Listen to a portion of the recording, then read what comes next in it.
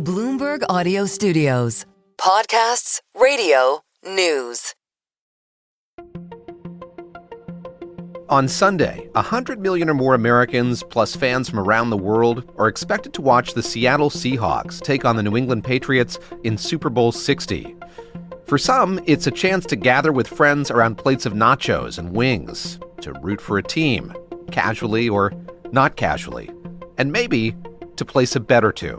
For others, it's the biggest work deadline of the year. I'm betting right up until game time, and so it's not like I can be a host ever.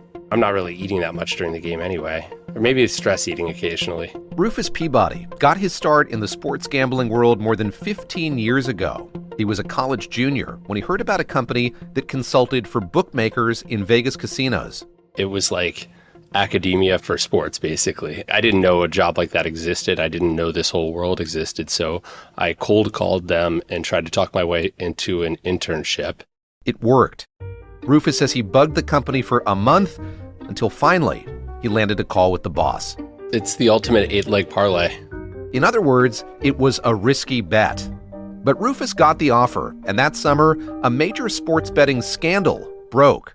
An NBA ref had been betting on games he officiated. Former NBA referee Tim Donaghy pleaded guilty to 2 felony charges at a federal court in Brooklyn earlier today. And so I was able to break down the numbers, and they sent my analysis to the FBI and to the NBA, and they got the NBA as a client. So I basically was able to show my worth, and then they hired me.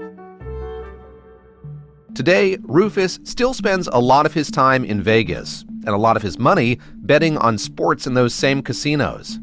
But recently, he's been placing more and more of his bets through prediction markets. I predicted that the Patriots would not win the Super Bowl earlier in the year on Kalshi at 91%, so I'm a Seahawks fan.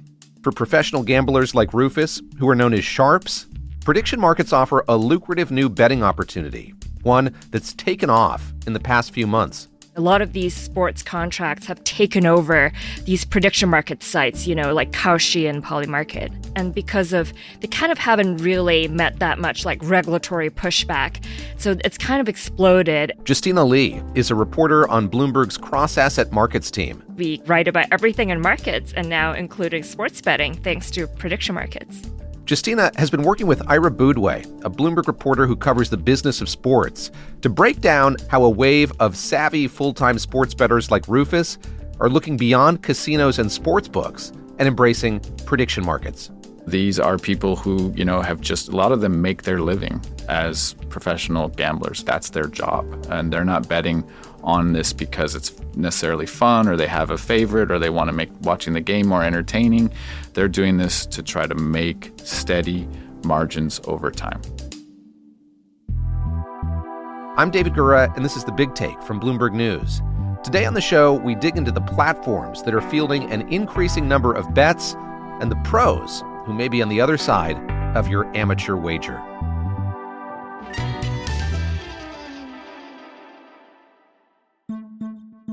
Since online sports betting became legal in the U.S. in 2018 after a decision by the Supreme Court, its growth has been staggering. In 2019, Americans bet $13 billion on sports. Last year, it was $145 billion. The Super Bowl is the sports betting motherlode. Americans are expected to wager an estimated $1.8 billion on this year's game through legal sports books. But the matchup also has more than $800 million coming in through a rapidly growing alternative, prediction markets, websites like Kalshi and Polymarket, where you can place all sorts of bets. You might remember that Kalshi got really famous around the presidential election in late 2024, and that's because they only kind of were allowed to start hosting election betting around that time because of a legal victory. Before that, betting on election outcomes had been illegal in the U.S. In 2022, Polymarket had to settle with the CFTC, the Commodity Futures Trading Commission, and restrict its election betting to users outside the U.S.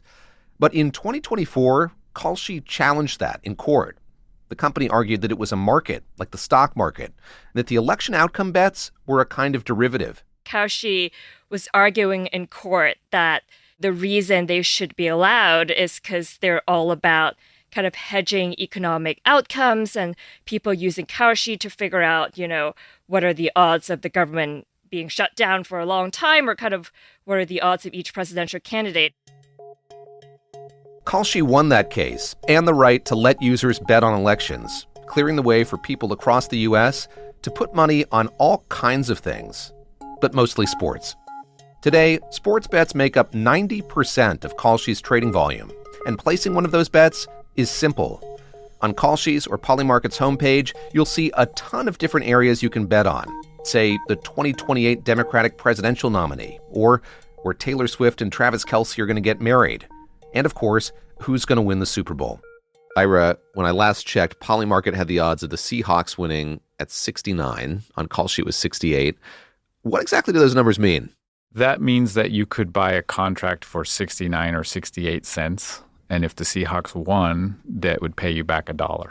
On the back end, what's happening when you place a bet on one of those platforms? They are matching you up with some other trader who is taking the other side of that. So they're on a no for the Seahawks and you're on a yes for the Seahawks. And if the Seahawks lose, then they get the $1 and you lose your money. The whole business is matching up people on opposite sides of a bet, and the odds or price fluctuate based on market demand. If more people think the Seahawks will win, it'll cost more than 69 cents to buy a yes, and your profit margin gets smaller if they do win. Prediction markets do operate kind of like the stock market. In order to sell at a certain price, you need someone to buy at that price. Polymarket or Kalshi is just the exchange. They are passing money between the winner and the loser and taking a small cut, typically like 2 cents on every one of those dollar contracts. And so theirs is a volume business. They don't care who wins and who loses those trades because it's the same to them. This is different from a traditional sportsbook wager, a bet you might place at a casino or on a site like FanDuel or DraftKings. The sportsbook, because they're taking the other side of your bet, when you wager that $10 to win 30, if the sportsbook loses, they're paying you that $30 out of their pockets. And so their business is to basically balance their books and to get losing bettors to wager a lot. And typically the sort of margin for a sportsbook is about 10%. If they're good at their jobs, then they will keep 10% of the handle, right, as their margin. And so in that regard, it's a better business. It's more profitable than an exchange, but it's really difficult, the sort of churn of customers and limiting out the best bettors so that they don't take all your money and encouraging the worst bettors so that they drive your profits. It takes a lot of work. That's why sportsbooks will offer free bets or other promotions to keep less sophisticated bettors betting, and why they'll limit activity among professional gamblers or sharps to keep from losing too much. If you're too good, if you're a sharp, you could find that your account size could be limited in that they're not really letting you put down a lot of money, whereas prediction markets don't have these restrictions. Some of those sharps come from the world of sports, applying what they know about the game as they learn the ins and outs of trading. But others come from Wall Street. They're taking their trading and prediction expertise and applying it to sports. Prediction markets operate a lot more like traditional stock or futures markets. So it's attracting a lot of these like giant, trading firms like Jeff Yass's Susquehanna Group or, even Jump Trading in Chicago. And these people are bringing, all their quant power, their computing power to sports gambling. Can I ask you about relative riskiness, Justina? So are prediction markets inherently more or less risky than sports books, traditional kinds of betting? It's kind of hard to say. I think on one hand, it could be better for gamblers in the sense that it's meant to facilitate more competition for your bets, right? Because on a prediction market, like anyone can come in and be on the other side. So because of that more competition, it could mean that you should get better odds and lower fees. But at the same time, it's sort of a more competitive market. Prediction markets also offer new options when it comes to gambling, ones that can allow sophisticated bettors to take advantage of their expertise. These are liquid markets, so you can buy and sell your position throughout a game, as long as there's someone willing to take the other side. The contracts aren't locked in until the outcome is set. One team wins, the other loses, and you aren't limited to whatever bets a sportsbook is offering. What you and I would traditionally think of as betting is you go on, you see a price offered that will pay, let's say, plus 198 for the Patriots to win the Super Bowl. If I bet $100, they're going to pay me $298, right? And it's the house that's taking the other side of that bet. With a prediction market, you can go on and say, I will pay a certain price if the Patriots win, if you want to take it, right? And you can just sit there and wait and see who else on the exchange is willing to pay that price. And so you are now essentially acting like a sports book. So not to put too fine a point on it, there's a saying among gamblers that the house always wins. In the context of prediction markets, there is no house. It doesn't operate in that way. Right. And in fact, you can become the house. Coming up, what that growth in prediction markets means for everyday bettors, whether letting anyone originate bets on anything increases the risks of rigged outcomes, and who is in charge of policing that.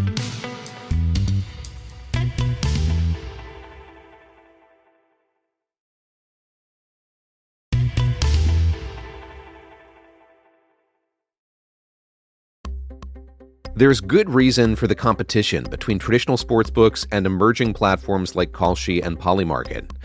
Unlike sportsbooks, prediction markets can operate in all 50 states, including places like California and Texas, where sports betting is currently illegal. Prediction markets kind of found a loophole in the CFTC rules, whereas the regulated sports betting is regulated on a state-by-state basis.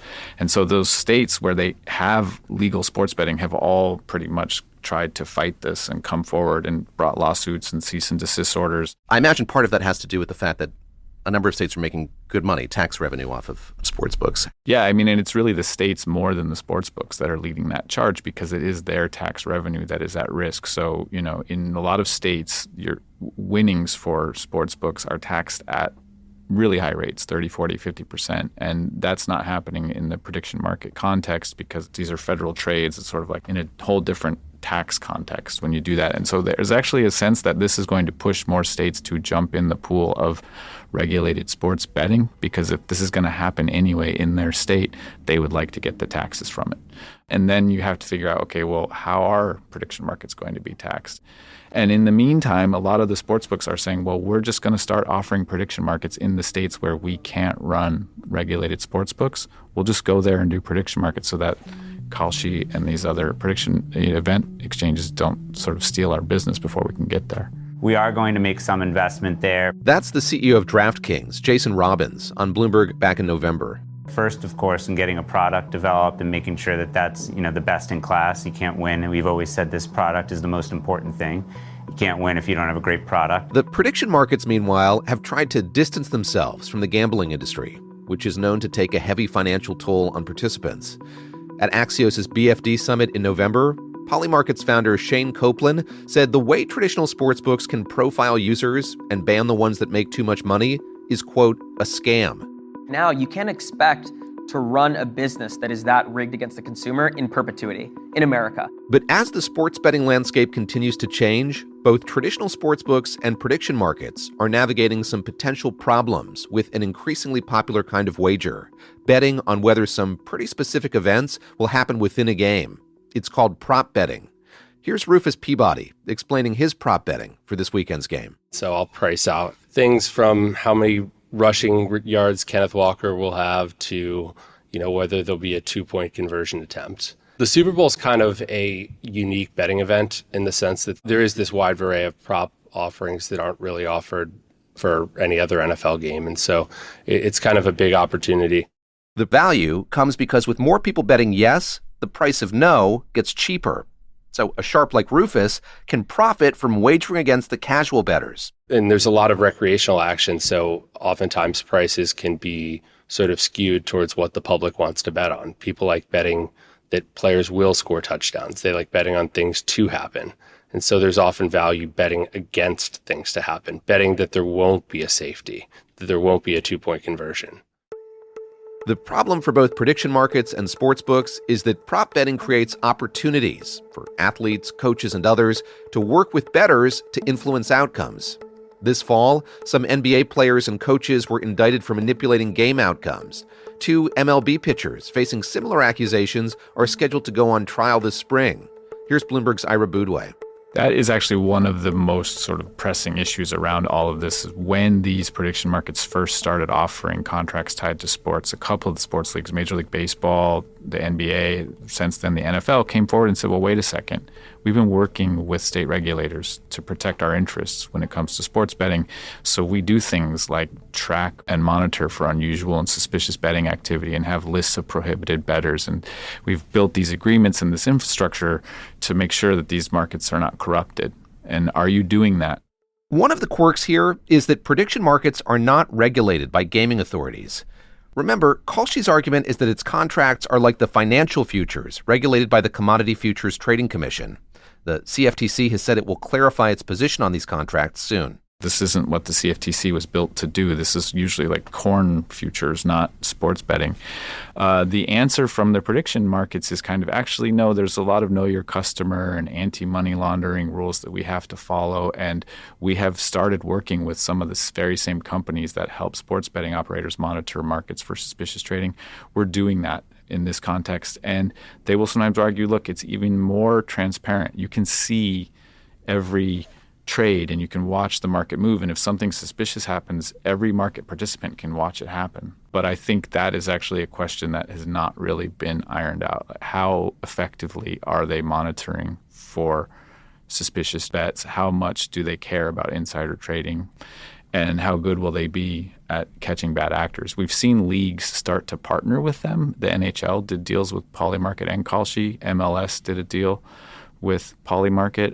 And so they're saying when they sign these deals, this is so that we can protect ourselves. But if you ask different people, you'll get very different answers about whether prediction markets can really and are really doing this job already of monitoring for integrity. Last month, Polymarket users traded over $7.6 billion in volume. Kalshi users traded over $9.5 billion.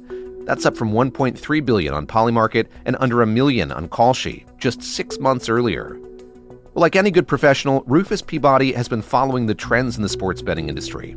Today, he says he makes as much as a quarter of his bets on prediction markets, but even he isn't sure they'll last. I think myself and other professionals are all kind of trying to gauge that to figure out how much we should invest in building things for prediction markets.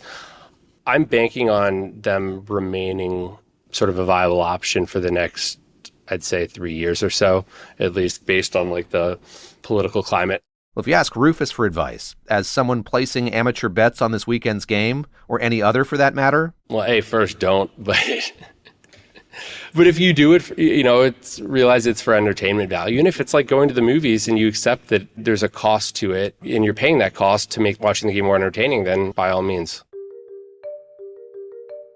Seahawks or Patriots, Ira? I'm going to take the underdog, because I'm not a pro. Justina, how about you? Oh man, I feel I have to take the other side. Yeah, exactly. We can find an exchange to line it up. I know, because that is how, prediction markets work. We've made it happen. Justina, Ira, thank you very much. This is The Big Take from Bloomberg News. I'm David Gura. The show is hosted by me, Juan Ha, and Sarah Holder. The show is made by Aaron Edwards, David Fox, Eleanor Harrison-Dengate, Patty Hirsch, Rachel Lewis-Krisky, Naomi Ng, Julia Press, Tracy Samuelson, Naomi Shavin, Alex Gura, Julia Weaver, Yang Yang, and Taka Yasuzawa. To get more from The Big Take and unlimited access to all of Bloomberg.com, subscribe today at Bloomberg.com/podcast offer. Thanks for listening. We'll be back on Monday.